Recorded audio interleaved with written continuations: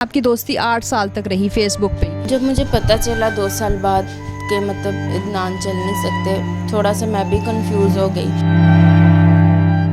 इसी तरह हमारे बीच में स्टे पड़ गया था पूरा 1 साल का।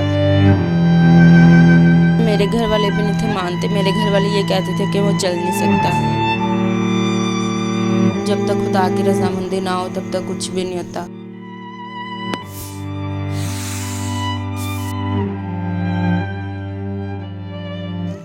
बिस्मिल्लाहिर्रहमानिर्रहीम, अस्सलामुअलैकुम जी। नई बात डिजिटल में खुश आमदीद। मैं हूँ रूबा अरूज और आज हमारे साथ जो स्टोरी मौजूद है वो 1 in million है। जिस तरह से हमने सना दाऊद की स्टोरी को रेज़ किया और दुनिया में मोहब्बत करने वालों की कमी नहीं है, लेकिन मोहब्बत का दावा करने वाले ज़्यादा नज़र आते हैं।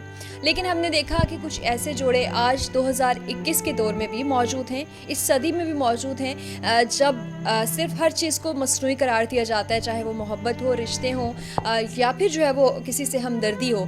लेकिन हम देखते हैं कि हमारे बीचों बीच दरमियान में माशरे में ऐसे लोग भी मौजूद हैं जो वाकई इंसानियत का दर्द रखते हैं, जो अगर मोहब्बत का दावा करते हैं तो उसको सच भी साबित कर दिखाते हैं।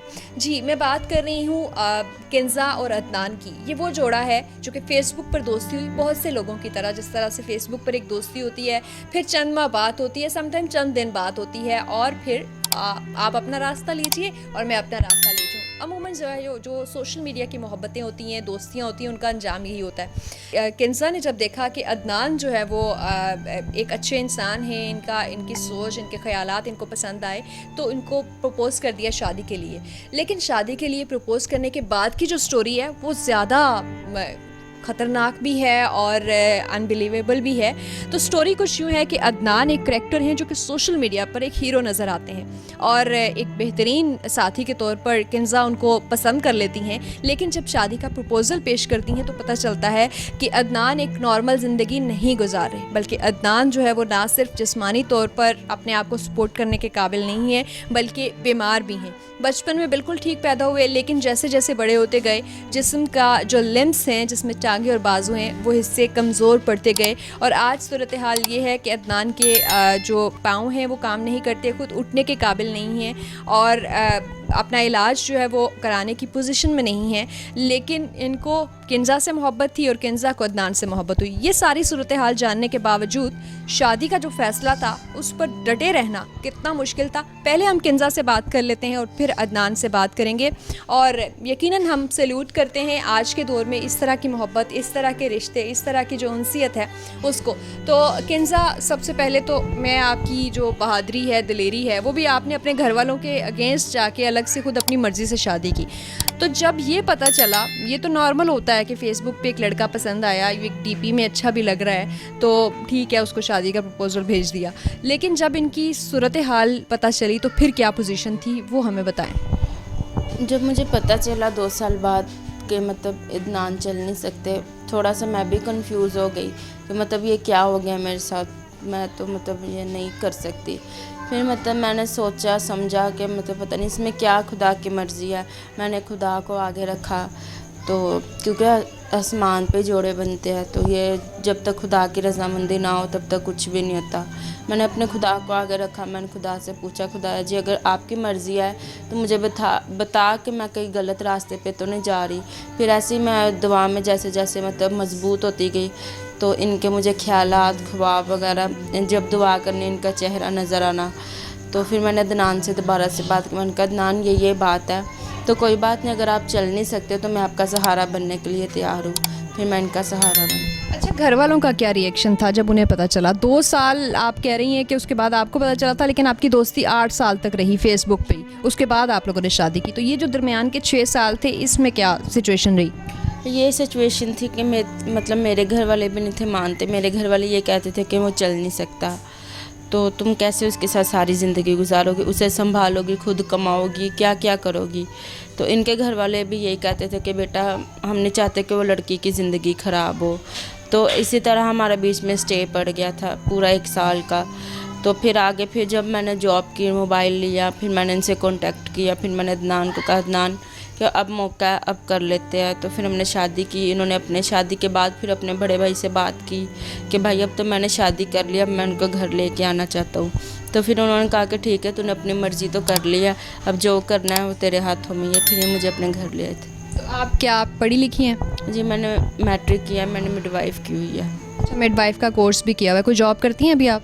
अभी तो फ़िलहाल नहीं, क्योंकि जहाँ पे अप्लाई किया वो तो कोई रिस्पांस नहीं देता। जहाँ जिसको भी कॉल करे कोई भी नहीं आगे से जवाब देता, ना तो जल्दी कॉल उठाते हैं। बिल्कुल जॉब की तलाश में हैं। और अब हम बात कर लेते हैं अदनान से। अदनान, थक गए हैं लगता है? नहीं, ठीक हूँ मैं। अच्छा, मुझे बताएं कि कैसा लगा 8 साल के बाद फाइनली ये आपकी जो मोहब्बत थी, पहले दोस्ती फिर मोहब्बत और अब अंजाम को पहुंची शादी की सूरत में, तो क्या देख रहे हैं अब आप? क्या किंजा को किन अल्फाज में ट्रिब्यूट पेश करेंगे? मैं तो उनका यही मैं कि इसको शुक्रिया अदा करूँगा कि ये मेरी ज़िंदगी में आई है। मेरी ज़िंदगी बहुत अच्छी हो गई है। तो ये सब कुछ मैं कि काम वगैरह जो मैं इनको बोलूँ मैं कि ये सब कुछ मेरा करती हैं। तो बड़ी अच्छी लाइफ पार्टनर मिली है मुझे, और खुदा सबको ऐसी लाइफ पार्टनर दे। अच्छा अदनान, थोड़ा सा अपनी बीमारी के बारे में बताएं कि आखिर क्या ट्रीटमेंट है, सिर्फ वसाइल मसला है या फिर इसका इलाज ही नहीं है? नहीं मैम, इलाज तो है।